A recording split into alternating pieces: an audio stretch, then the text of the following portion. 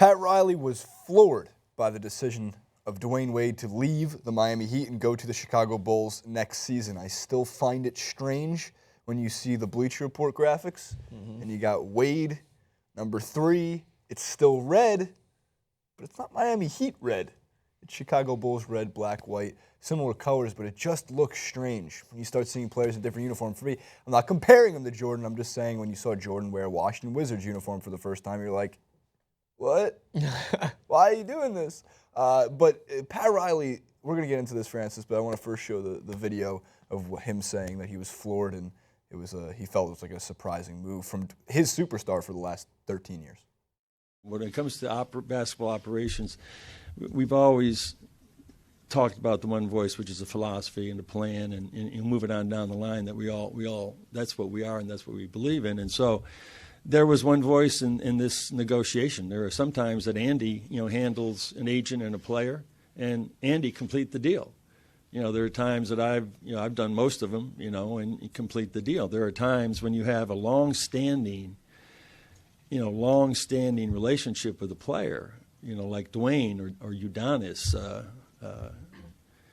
or even at the time I remember with Alonzo, that sometimes the owner gets involved in it. But we all speak with one voice. We all know what we want to do and what we want to accomplish. The conditions prior to that over the last year or two have always sort of pointed in the direction that, we as an organization didn't do enough, for Dwyane.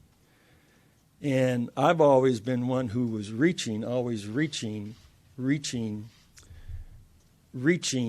to get him another guy, especially after LJ left, and trying to find a way to get him another guy to help him not only win, but to help him win in a way that he would be very proud when he moved on out and retired.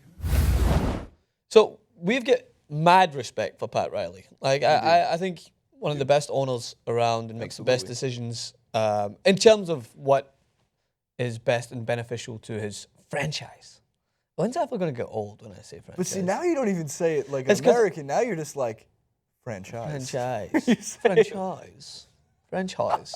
But either way, of course it's going to be. The word flawed to me makes it seem that it was a surprise exit, whereas it is a surprise to see Dwyane Wade go to a different team. Like, the guy's given so many years to Miami. Last season, he was one of the main reasons why they were able to put up such a great performance against the Raptors specifically and be able to take them to a certain level and push Miami further past what I think a lot of people thought they would get to last season. I didn't think they would get that far in the playoffs. I know they had potential, but it took Dwyane Wade to roll back the years on certain occasions and was always the man with the rock in his hand with the last 10, 15 seconds to go. And it was reminiscent of the Dwyane Wade that I fell in love with from a sporting standpoint. Relax. From a sporting standpoint, he's a good-looking guy and all that, but whatever. He's on the All-NBA good-looking team. Yeah, and I seen him firsthand, and he made me fall in love with the game because he's so captivating. But it's just, to me, if you were so floored by this decision, would there not have been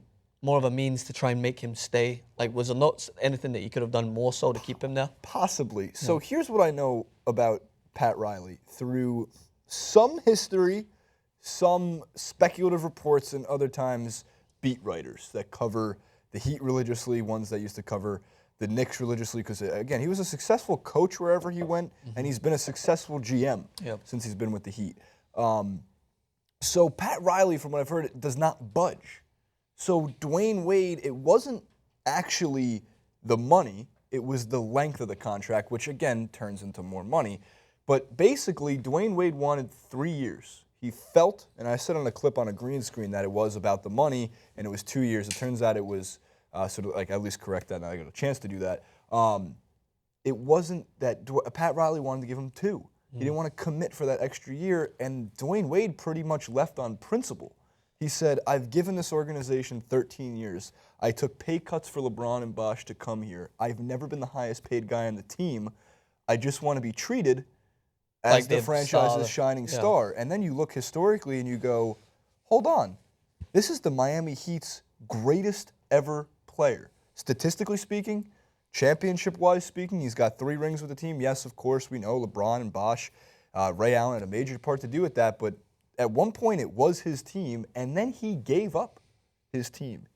He said to LeBron, this is yours now. Yeah. Let's win championships. Yeah. So that obviously worked out. Pat Riley just wouldn't budge. So I think that he was floored because maybe in the back of Pat Riley's mind, he was saying, he won't move. there's no way he's going to leave me. Yeah, and the thing is, to a lot of people, that might have been the answer because Dwyane Wade, we know he's getting on a little bit, but as he proved this year, the hunger and the fire is still there. Yeah, absolutely. And I got to give so much credit to him for making a decision. Like, it's not like he's saying, you know what, I'm just going to go and take a retirement and just play for 3 years and take a max contract and not give to the team. Like, I think in Dwyane Wade's mind, he's thinking, I've still got 2-3 years in me. Yeah. I'll be able to perform in this team. Because he was the exact, I would say, representation and perfect representation of what an aging, talented player can do.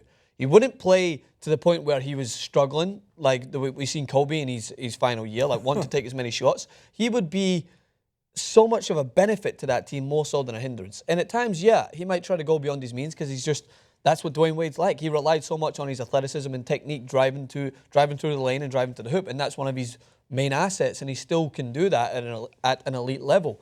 But this year, I always seen him as a helping hand for that team and not hindering them. So I think in his mind, he's thinking, 3 years, I can give you 3 good years. I mean, they might not be my best, but I can still give you 3 good years. And I think that Pat Riley maybe thought, this guy might not be worth that max contract for 3 years. I'm going to try and hold out, maybe give him another year extension and see what happens.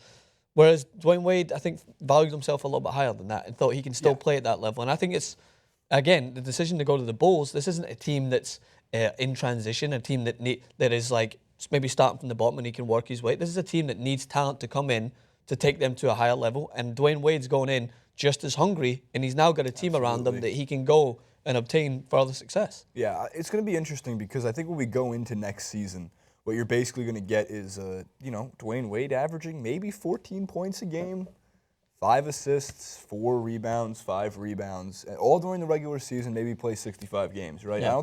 I'm not expecting Wade to show up in Chicago and drop 25 a game. It's just that's not who he is anymore. And then you get reminded very quickly that when it's crunch time and it's the playoffs and you need someone to step up, he's the guy that you probably want to put the ball in the hands of to drive in and make that last shot. Again, this is Dwyane Wade, similar to Russell Westbrook in the way that he can't hit a 3 unless there's less than 15 seconds left in the game and the game is on the line. Yeah. This is the same Dwyane Wade who dropped a triple-double against Kentucky when he was on Marquette, which is still one of the greatest college basketball highlight tapes you could ever see, is that game back in 2003. And one thing that we often overlook because they are superstar athletes and they get all this money is that if this guy was a lesser man, I think, Dwyane Wade, he probably would have just went, all right, I've been in Miami for so long, this is where my life, my home is, I'm in a hotter climate, I'll just take the retirement, I'll just kind of just ease my way out of the game. But you got to give respect to a guy that's that hungry. He's uprooted his life for the past 13 years in Miami, a hotter climate, and he's just like, I'm going to Chicago, and I'm going to go and play. Like, he's got a life outside of basketball to think about, like family, kids, wife. But he's like, you know what? I'm going to go to Chicago, and I'm going to go and try and continue this amazing career that I've had in the game in a place that's fucking freezing. It's real tough to really uproot yourself, get on your friend LeBron's private jet, and, fly first class to Chicago. Still cold, man. That walk from there, your mansion to your car. I think what's even worse is getting on that same jet and spending time in Hawaii and the Bahamas with your friends LeBron the banana boat? and Kyrie. Oh, not Kyrie. Chris Paul and Carmelo. And now, good for you, Dwyane Wade. Chicago's a great city, so I'm sure he'll have a good time eating deep dish pizza. Great pizza. I had a stopover in Chicago once before I went back to Scotland, and I was in the airport. Might not be the best representation of deep dish, but I devoured it nonetheless. O'Hare Airport, that's where it really That's goes exactly down. what it was. O'Hare Come Airport. through, Chicago O'Hare. It's lit. It is lit. And some guy actually tweeted me, one of the TYT sports fans, because I think I tweeted out and in my location, it came up and said Chicago, and he's like, you're in Chicago? Come stop by or something like that. And I was like, I'm here for 2 hours, and I'm in the airport. I would have made time to visit the fan. Yeah, sorry, Francis, my bad. Too good for them. I'm not the real MVP. At Francis_Maxwell on Twitter and Instagram. Nope. At Francis Maxwell host on Instagram. Jason Ruma 91 for both. And at TYT Sports over on Twitter and Facebook.com/TYT Sports. I think that ends our live stream also for today. So if you were tuning in, sorry we can't answer your questions that sometimes you guys throw up while we're doing the show. Yeah, we because can't see look it. at our phones because we're recording through the booth and all that good stuff.